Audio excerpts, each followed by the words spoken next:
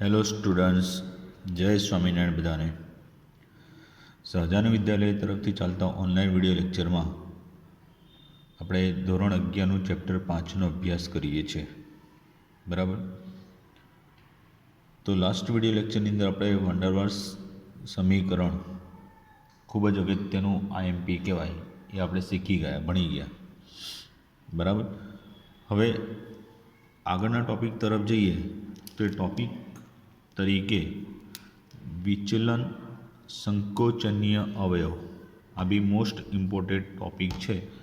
વિચલન સંકોચનીય અવયવ. શું કીધું? વિચલન સંકોચનીય અવયવ અથવા બીજું એને કહેવાય છે દબનીય અવયવ, જેને ઝેડ રૂપે ઓળખાય છે. ઝેડ રૂપે. બરાબર. તો ચાલો સમજીએ હવે એના વિશે શું કંઈ સમજાય છે એ. હવે આદર્શ વાયુની વર્તણૂક છે એના વિચલન વિશે આપણે ઘણું શીખી ગયા છે. તો કે ઘણા નીચા દબાણે, આ એક અગત્યની થિયરી છે પણ એના ઉપરથી, તો કે ઘણા નીચા દબાણે, કેવી કન્ડિશને? ઘણા નીચા તાપમાને. હવે તાપમાન નીચું એટલે વાયુના અણુની ગતિ કેવી હોય? ઓછી હોય. એટલે અણુ કેવા હોય? એકબીજાની નજીક હોય. બરાબર. તાપમાન નીચું એટલે અણુની ગતિ ઓછી, એટલે અણુઓ કેવા હોય? એકબીજાને નજીક હોય. નજીક હોય એટલે એમની વચ્ચેનું આંતરાણવીય બળો, એમની વચ્ચેના આંતરાણવીય બળો કેવા બને? અસરકારક બને છે. આંતરાણવીય બળો કેવા બને છે? તો કે અસરકારક બને છે. કેવા બને છે? અસરકારક, ઇફેક્ટિવ બને છે. તો અણુઓ ઓછી સરેરાશ ઝડપથી ફરતા હોય તો આકર્ષણ બળોને કારણે તાપમાન નીચું એટલે શું થાય? ઓછી ઝડપથી ફરે. ઓછી ઝડપથી ઘૂમતા હોય કે ફરતા હોય એટલે એકબીજાને કેવા? વધુ નજીક આવશે. એકબીજાની વધુ નજીક આવે એટલે વધુ નજીકને કારણે આકર્ષણ બળો પ્રબળ બને. એ આકર્ષણ બળોને લીધે, એ જે આકર્ષણ બળ છે એ આકર્ષણ બળને લીધે એને કારણે અણુઓ છે એ એકબીજાને કેવા? તો કે બંદીવાન બને એટલે એકબીજા સાથે બંધાય છે, જોડાય છે, એવો મિનિંગ થાય. એકબીજા સાથે બંધાય કે જોડાય છે એવો મિનિંગ થાય. બરાબર. આગળની ચર્ચા કરીએ તો વાસ્તવિક વાયુ જ્યારે, કેવા વાયુ? વાસ્તવિક વાયુ જ્યારે તાપમાન અને દબાણની એવી પરિસ્થિતિમાં હોય, તાપમાન અને દબાણની એવી પરિસ્થિતિમાં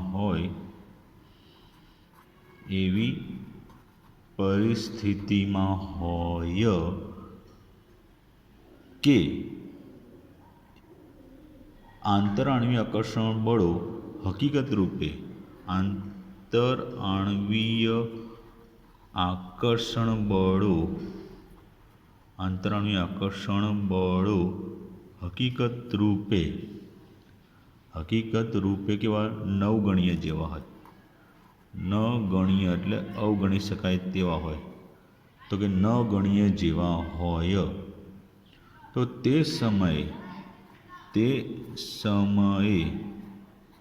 નગણીય જેવા હોય તો તે સમયે આદર્શ વર્તણૂક દર્શાવે છે. કેવી? આદર્શ વર્તણૂક દર્શાવે છે. ફરીથી, વાસ્તવિક તાપમાન દબાણની એવી પરિસ્થિતિમાં હોય કે તેમના આંતરાણવીય આકર્ષણ બળો અવગણીય જેવા હોય તો તે સમયે તે કહેવાય એક આદર્શ વર્તણૂક તરીકે દર્શાવે છે. બરાબર. જો દબાણ શૂન્ય તરફ જવા લાગે, દબાણ કેવું? શૂન્ય તરફ જવા લાગે. આ ધ્યાન આપજો. જો દબાણ પી શૂન્ય તરફ જવા લાગે, એટલે લગભગ શૂન્ય હોય તો ત્યારે શું કહી શકીએ? તો આદર્શ વાયુની જે વર્તણૂક છે એનું વિચલન, જો દબાણ શૂન્ય તરફ જવા લાગે તો આદર્શ વાયુની જે વર્તણૂક છે એ આદર્શ વર્તણૂકનું વિચલન એ શાના આધારે? સંકોચનીયતા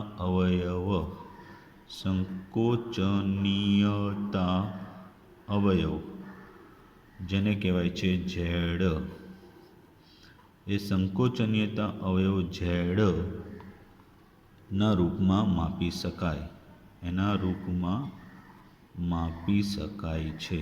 સાંભળજો બરાબર.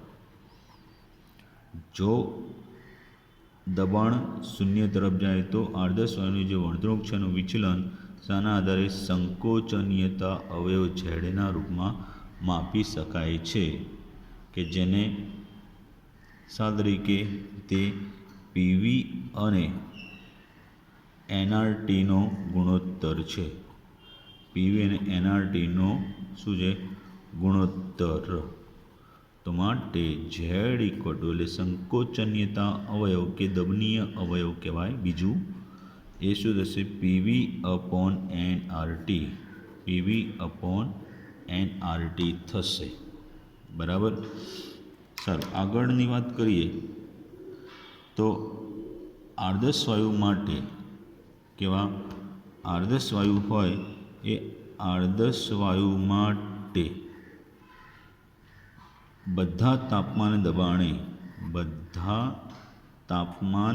અને દબાણે ઝેડ કેટલો થાય છે? તો કે 1. કેટલો થાય છે? 1. કારણ કે આદર્શ વાયુ માટે પીવી બરાબર શું છે? એનઆરટી. પીવી બરાબર એનઆરટી છે, એટલે એનો ઝેડ કેટલો થાય? 1 થાય. બેનો ગુણોત્તર 1 થઈ જાય ને. પીવી બરાબર એનઆરટી છે એટલે પીવી જગ્યાએ એનઆરટી મૂકો તો એનઆરટી બાય એનઆરટી એટલે કેટલું થઈ જાય? 1 થઈ જાય. બરાબર. એટલે આનો ઝેડ 1 થાય. આ ધ્યાન આપજો. તો ઝેડ વિરુદ્ધ પીનો આલેખ, કોના વિરુદ્ધ કોનો? ઝેડ વિરુદ્ધ પીનો આલેખ દબાણ અક્ષને સમાંતર સીધી રેખા હોય છે. એમાં શું થાય? તો તે ઝેડ વિરુદ્ધ પીના આલેખમાં તે દબાણ અક્ષ હોય, દબાણ અક્ષ એટલે કઈ? એક્સ અક્ષ, એને કેવી હોય છે? સમાંતર હોય છે. એને સમાંતર હોય છે. એટલે સમાંતર કેવી? સીધી રેખા રૂપે હોય છે. કેવા રૂપે છે? સીધી રેખા સ્વરૂપે હોય છે. હવે જો વાયુ આદર્શ વર્તણૂકથી વિચલન દર્શાવે, વાયુઓ શેનાથી? આદર્શ વાયુની જે વર્તણૂક છે એ વાયુઓ, એક મિનિટ, વાયુઓ એ શાનાથી? આદર્શ વાયુની વર્તણૂક છે એ વર્તણૂકથી વિચલન દર્શાવે તો એ ઝેડનું મૂલ્ય કાં તો <1 હોય અથવા <1 હોઈ શકે છે. ઝેડનું મૂલ્ય કેવું? <1 કે <1 હોઈ શકે છે. એટલે એનાથી વિચલિત થયું કહેવાય. બરાબર. તો હવે એ આલેખ દ્વારા આપણે સમજવાનો પ્રયત્ન કરીશું. શાના દ્વારા? આલેખ દ્વારા. બરાબર. એ આગળ જોઈએ જ છે, ધ્યાન આપતા રહેજો.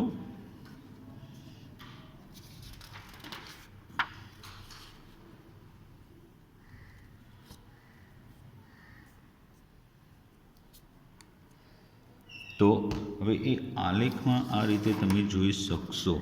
જો તો આ ઝેડ વિરુદ્ધ વી, અહીંયા દબાણ એ એક્સ અક્ષ પર આવેલું છે, દબાણ પી, અને વાય અક્ષ ઉપર શું આવેલું છે? ઝેડ. બરાબર. શું આવેલું છે? ઝેડ. આ ધ્યાન આપજો.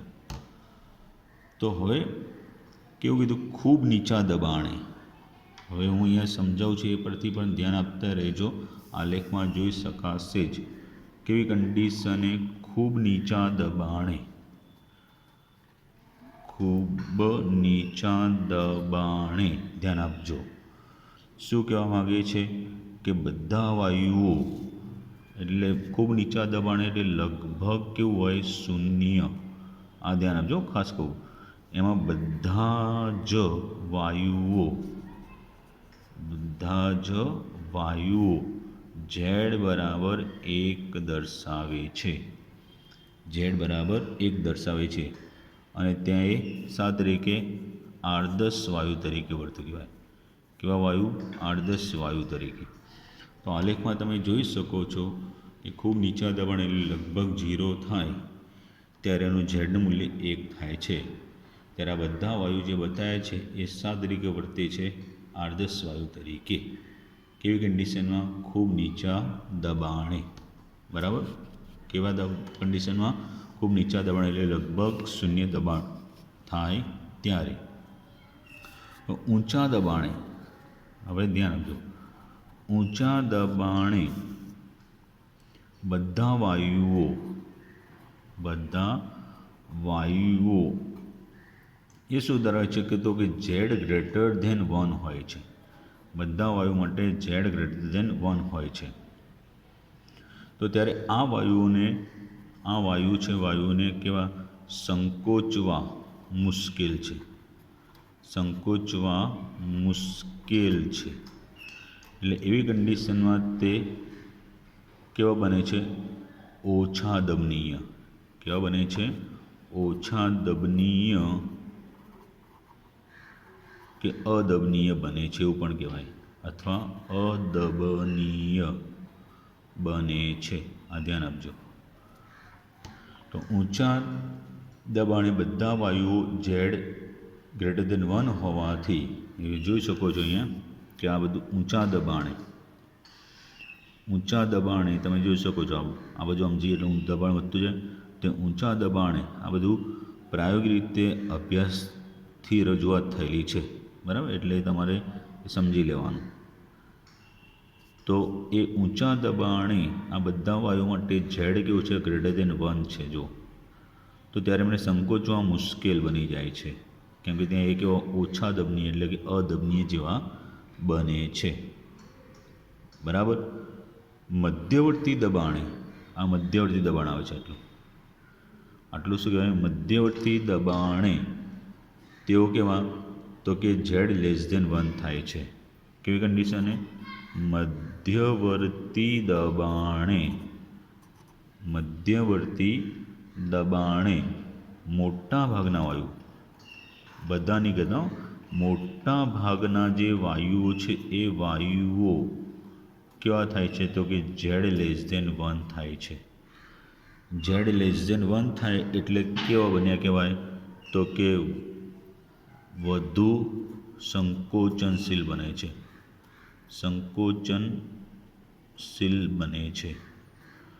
એટલે કેવા બની જાય છે? દબનીય. કેવા બને છે? દબનીય બને છે. આ ધ્યાન આપજો. વધુ સંકોચનશીલ એટલે દબનીય બને છે. આગળની વાત કરીએ, જોઈ શકો છો અહીંયા. આ ફરીથી કહું, ખૂબ નીચા દબાણે એટલે 0 દબાણે બધા વાયુ માટે ઝેડ 1 થાય એટલે કેવા બને? આદર્શ વાયુ. આ જે એ છે કોના માટે? આદર્શ વાયુ માટે છે. જ્યાં 1 થાય છે ને ત્યાં એ કોના માટે છે? આદર્શ વાયુ માટે છે. બરાબર? તો ત્યારે આદર્શ વાયુ તરીકે, શા તરીકે? આદર્શ વાયુ તરીકે વર્તે. પણ ઊંચા દબાણે આ બધું જોઈ શકો છો. ઊંચા દબાણે આમ જઈએ ને એટલે તો ઉપરની તરફ છે આખું. બધા વાયુ માટે ઝેડ ગ્રેટર ધેન 1 છે એટલે એમને સંકોચવા મુશ્કેલ બને એટલે ઓછા દબનીય એટલે અદબનીય બને. મધ્યવર્તી દબાણે મોટાભાગના વાયુ માટે ઝેડ લેસ ધેન 1 છે એટલે વધુ સંકોચનશીલ એટલે કે દબનીય બને છે. કેવા બને છે? દબનીય. તો હવે એવું કીધું કે વાયુઓ આદર્શ વર્તણૂક દર્શાવશે જ્યારે આ વાયુ છે એ વાયુઓ કેવી? આ બધા વાયુ છે એ આદર્શ વર્તણૂક ધરાવશે, આદર્શ વર્તણૂક દર્શાવશે, પણ ક્યારે? કે જ્યારે ધારણ કરેલું કદ, જ્યારે ધારણ કરેલું કદ એટલું વધારે હોય, ધારણ કરેલું કદ એટલું વધારે હોય છે કે જેની સરખામણીમાં, કે જેની સરખામણી, સાંભળજો બરાબર, એ સરખામણીમાં અણુઓનું કદ, કોનું કદ? અણુઓનું કદ અવગણી શકાય, અણુઓનું કદ અવગણી શકાય. તો આ જે વાયુ છે એ બધા વાયુઓ આદર્શ વાયુ તરીકે, શા તરીકે? આદર્શ વાયુ તરીકેની વર્તણૂક દર્શાવશે જ્યારે ધારણ કરેલું કદ, એટલે એમનું રોકેલું કદ એટલું વધારે હોય કે જેની સરખામણીમાં અણુનું કદ અવગણી શકાય. બરાબર, એ ધ્યાન આપજો. એટલે બીજા શબ્દોમાં કહીએ તો, બીજા શબ્દોમાં કહીએ તો જ્યારે દબાણ ઘણા નીચા હોય છે ત્યારે, કે કદ એટલું વધારે હોય તો દબાણ કેવું હોય? ઓછું હોય. એટલે બીજા શબ્દોમાં જો કદ ખૂબ વધુ હોય તો દબાણ કેવું હોય? ખૂબ ઓછું હોય. એટલે બીજા શબ્દોમાં કહીએ તો શું કહીએ? તો જ્યારે દબાણ કેવા? ઘણા નીચા હોય, ઘણા નીચા હોય છે ત્યારે,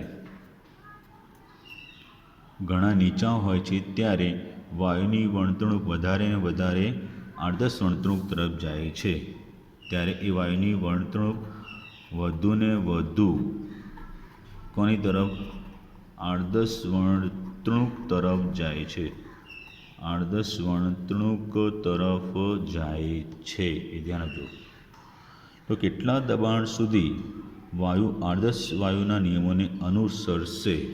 કેટલા દબાણ સુધી એ વાયુ, કેટલા દબાણ સુધી, બરાબર ધ્યાન આપજો, કે વાયુ છે એ વાયુ આદર્શ વર્તણૂક, કેટલા દબાણ સુધી વાયુ આદર્શ વર્તણૂક અથવા આદર્શ વાયુ નિયમોને અનુસરે, નિયમોને અનુસરે, એનો આધાર શાના પર રહેલો છે? જે તે વાયુ છે એના સ્વભાવ, જે તે વાયુ છે એ વાયુના સ્વભાવ અને એમના તાપમાન ઉપર રહેલો છે. જે તે વાયુ છે એમના સ્વભાવ અને તાપમાન ઉપર રહેલો છે. એટલે જો વાયુમાં અધ્રુવ્ય વાયુ હોય તો અધ્રુવ્ય વાયુમાં શું થાય? આંતર આકર્ષણ ઓછું હોય.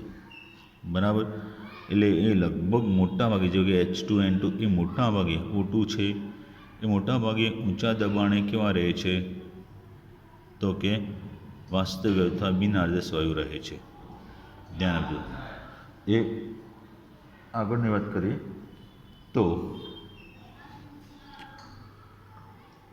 હવે જે તાપમાને વાસ્તવિક દબાણ છે એ તાપમાને, અહીંયા આપણે દબાણની કન્ડિશનમાં આપણે બધી વાત કરી, બરાબર, તો એ મુજબ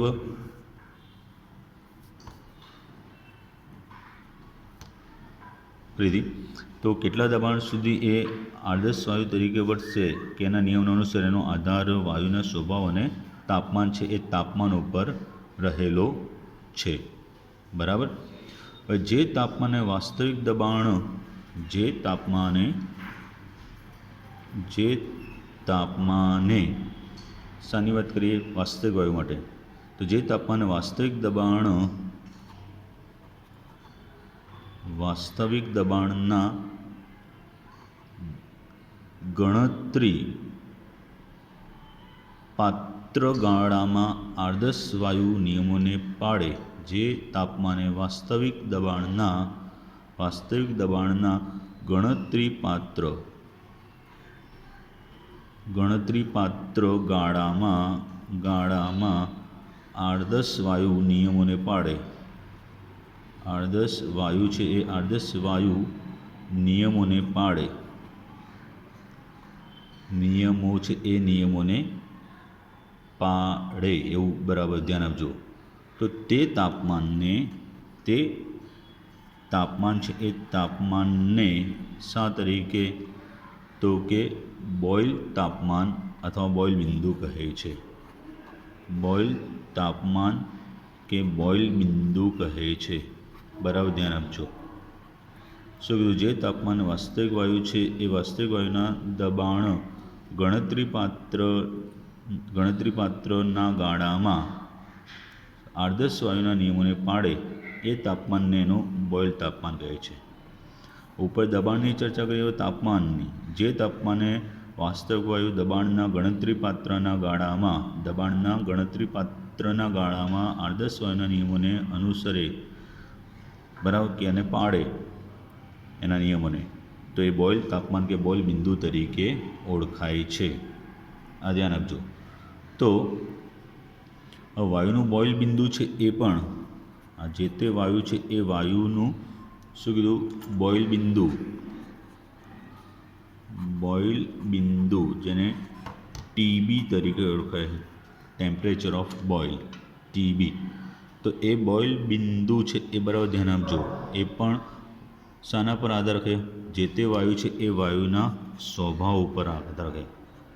વાયુના સ્વભાવ છે એના ઉપર આધાર રાખે છે. બરાબર. ઓકે, આગળની વાત કરીએ તો એ પરથી તો હવે બોઇલ બિંદુથી ઉપર સાંભળજો. હવે બોઇલ બિંદુથી ઉપર એટલે જો તાપમાન કેવું હોય? બોઇલ બિંદુથી ઉપર હોય. તાપમાન બોઇલ બિંદુથી ઉપર હોય એટલે વધુ હોય. તો વાસ્તવિક વાયુ આદર્શ વાયુની વર્તણૂકથી, વાસ્તવિક વાયુ છે એ વાસ્તવિક વાયુ શાનાથી? એ આદર્શ વાયુની જે વર્તણૂક છે, આદર્શ વાયુની વર્તણૂકથી કેવું વિચલન? ધન વિચલન દર્શાવે છે. બરાબર. આદર્શ વાયુની જે વર્તણૂક છે એ આદર્શ વાયુની વર્તણૂકથી કેવું? ધન વિચલન દર્શાવે છે. સાંભળજો. બરાબર. એનાથી કેવું વિચલન દર્શાવ્યું કહેવાય? ધન વિચલન દર્શાવે છે. એટલે તાપમાન વધી જાય તો અણુની ગતિ વધી જાય. બરાબર. બોઇલ તાપમાન વધી જાય તો અણુની ગતિ વધી જાય તો આદર્શ વાયુની વર્તણૂકથી ધન વિચલન દર્શાવે છે. અને ધન વિચલન હોય એટલે કેવા બની જાય? ઓછા દબનીય. આ ધ્યાન આપજો. અને ત્યારે કીધું એ પ્રમાણે ઝેડનું મૂલ્ય 1 કરતાં કેવું હોય? વધારે હોય. ઝેડનું મૂલ્ય 1 કરતાં વધારે હોય છે. તો હવે અણુ વચ્ચેના આકર્ષણ બળો ત્યારે કેવા બની જાય? નબળા. કારણ કે તાપમાન વધી જાય એટલે અણુ એકબીજાથી દૂર જાય એટલે એમની વચ્ચેના આકર્ષણ એ કેવા થઈ જાય છે? નબળા થઈ જાય છે. કેવા થાય છે? નબળા થાય છે. આ ધ્યાન આપજો. બરાબર. એટલે આદર્શ વાયુ હોય છે, વાસ્તવિક વાયુ હોય છે, એમના અણુ વચ્ચેનું આકર્ષણ નબળા થાય છે. હવે જો બોઇલ તાપમાનથી નીચું તાપમાન હોય, 1 મિનિટ,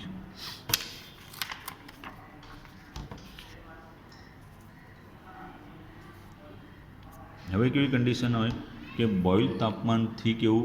નીચું તાપમાન હોય. એટલે હવે તાપમાન એ બોઇલ તાપમાનથી ઓછું હોય. સાંભળજો. હવે બરાબર. બોઇલ ટેમ્પરેચરની પણ અહીંયા ચર્ચા થઈ છે.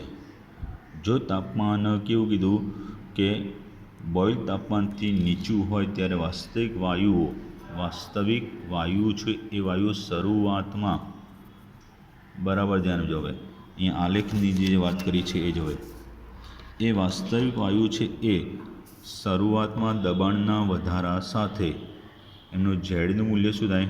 ઘટે છે. દરેક માટે ખાસ ઝેડનું મૂલ્ય ઘટે છે. પછી કોઈક નીચા મૂલ્ય એમનું ન્યૂનતમ મૂલ્ય થાય. નીચું ન્યૂનતમ મૂલ્ય થાય. પછી દબાણના વધારા સાથે શું થાય છે? એમનું ઝેડનું મૂલ્ય વધતું જાય છે. બરાબર.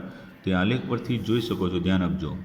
તો શું કીધું ફરીથી કે ઝેડના મૂલ્યો જ્યારે તાપમાન છે એ બોઇલ તાપમાનથી નીચું હોય ત્યારે વાયુ શરૂઆતમાં ઝેડના મૂલ્યો છે એ શરૂઆતમાં શું થાય કે ઝેડના મૂલ્યોમાં ઘટાડો થાય. ઝેડના મૂલ્યમાં ઘટાડો થાય છે, ધ્યાન આપજો. બરાબર. હવે બીજું શું છે તો કે દબાણના વધારા સાથે એ ઘટાડો, દબાણના વધારા સાથે તમને હમણાં આલેખમાં બતાવ્યો કે દબાણના વધારા સાથે ઝેડના મૂલ્યમાં શું થાય છે, ઘટાડો થાય છે. આમ દબાણ વધશે ને એમ ઝેડનું મૂલ્ય શું થયું, ઘટતું ગયું છે. જુઓ, એટલે ઘટાડો થાય છે. બરાબર. હવે શું થશે પછી મેં કીધું એ પ્રમાણે કે જે નિમ્નતમ મૂલ્ય પહોંચે છે, કેવા એક નીચામાં નીચા ઓછામાં ઓછા નિમ્નતમ મૂલ્ય એ પહોંચે છે. પછી દબાણનો વધારો કરતાં ઝેડનું મૂલ્ય સતત રીતે વધે છે. પછી જોશો કે દબાણનો વધારો કરતાં એ નિમ્નતમ મૂલ્ય પહોંચ્યા પછી દબાણના વધારા સાથે ઝેડનું મૂલ્ય સતત વધે છે. ઝેડનું મૂલ્ય સતત વધે છે, ધ્યાન આપજો. બરાબર. એ જોઈ શકો છો આલેખમાં. એ આલેખ ઉપરથી જ આપણે ઘણી ખરી ચર્ચા કરી છે. હવે આ રીતની જે ઉપરની સમજૂતી આપણને મળી છે એ ઉપરની સમજૂતીમાં એક મિનિટ, તો આ રીતે આ બધી જે ઉપરની સમજૂતી આપી, હવે આલેખની જરૂર નથી. તો આ જે સમજૂતી બધી મેળવી એ સમજૂતી પરથી એવું દર્શાવે છે કે નીચા દબાણે અને ઊંચા તાપમાને જ ઊંચા તાપમાને જ વાયુઓ એ સાદરીકની આદર્શ વાયુ તરીકેની વર્તણૂક દર્શાવે છે. આદર્શ વર્તણૂક દર્શાવે છે. બરાબર. આ પરિસ્થિતિ એ જુદા જુદા વાયુ માટે જુદી જુદી હોય છે. આ પરિસ્થિતિ નીચા તાપમાનની અને ઊંચા દબાણની એ પરિસ્થિતિ એ જુદા જુદા વાયુ માટે જુદી જુદી હોય છે. જુદા જુદા વાયુ માટે કેવી હોય છે, જુદી જુદી હોય છે. આ ધ્યાન આપજો. જો આપણે એ ઝેડના મૂલ્યની સાર્થકતાને વધારે સમજીએ તો ઝેડનું મૂલ્યની સાર્થકતા સમજવી હોય તો એ સમજવા માટે આપણે ઝેડ બરાબર PV વાસ્તવિક છેદમાં NRT. બરાબર. હવે જો આદર્શ વાયુ તરીકે હોય, જો વાયુ કેવું હોય, આદર્શ વાયુ હોય, જો આદર્શ વાયુ હોય તો V આદર્શ બરાબર કેવું, V આદર્શ બરાબર NRT/P. આ કિંમત ઉપરના સમીકરણ મૂકી દઈએ અહીંયા. બરાબર. આ કિંમત છે ઉપરના સમીકરણ મૂકી દઈએ અહીંયા. એટલે કોના બરાબર P/NRT છે, તો P/NRT એટલે શું થઈ જાય, 1/V આદર્શ.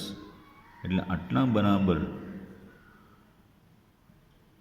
1/V આદર્શ. એટલે આવું થઈ જશે ઝેડ બરાબર V એટલે વાસ્તવિક વાયુનું કદ છેદમાં આદર્શ વાયુનું કદ. આ રીતે થાય, વાસ્તવિક વાયુનું કદ અને છેદમાં આદર્શ વાયુનું કદ. તો આ સમીકરણ પરથી આપણે જોઈ શકીએ છીએ કે સંકોચનીયતા અવયવ ખરેખર એક કોણ મોલર કદ અને વાયુએ તે તાપમાને અને દબાણે આદર્શ વાયુ હોય એમ ગણતા વાયુ તે તાપમાન અને દબાણે આદર્શ વાયુ હોય આદર્શ વાયુ તરીકે ગણીએ તો ત્યારે એ આદર્શ વાયુનું શું કહેવાય, મોલર કદ છે એવું કહેવાય. બરાબર. જે તાપમાને દબાણે આદર્શ વાયુ તરીકે વર્તે ત્યારે એનું મોલર કદ છે એ વાસ્તવિક વાયુનું મોલર કદ, અને જે તાપમાન દબાણે આદર્શ વાયુ તરીકે વર્તે ત્યારે એનું મોલર કદનો ગુણોત્તર છે એવું કહેવાય. તો તો આ રીતે આપણે દબનીય અવયવ અને સંકોચનીય અવયવની સમજૂતી મેળવી. 1 થી 2 વાર વિડીયો લેક્ચર જોઈ લેવાના, એટલે સમજીને એકવાર મોઢે લખી કાઢવાનું, તો ચોક્કસપણે યાદ રહી જશે. બરાબર.